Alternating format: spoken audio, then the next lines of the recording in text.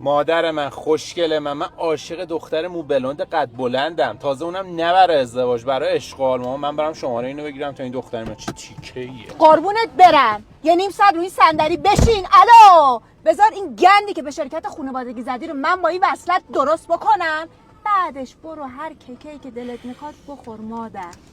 سلام خاله جون. سلام خوشگل من. مامان توی عکس یه چیز دیگه بود هیچی که نگو، من با فیساب یه ذره درستش کردم.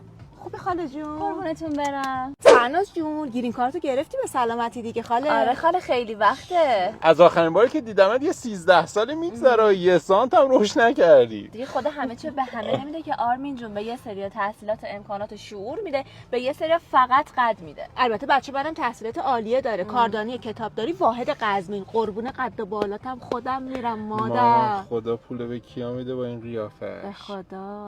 فرناز جون با این سن و سالش هر روز به 500 تا گاو سر میزنه. البته خاله اونجا 50,000 تا گاو داره، منم اونجا مدیرم. 50,000 زدم میانگین 60. مامان پول باشه گاو باشه. فرناز جون خاله میگم دیگه سنی ازت گذشته، نمیخوای یه سر سامونی به زندگیت بدی؟ اتفاقا خاله 2 ماه دیگه نامزدیمه. کی تو رو گردن گرفته؟ مامان 2 ماه هنوز وقتم رسمی نشده. میتونی؟ فرناز جون من بهت گفته بودم عاشق دختر مو مشکی بغلیم. بذار من یه لحظه مامان برم اول. عزب بشی خودتو کنترل کن.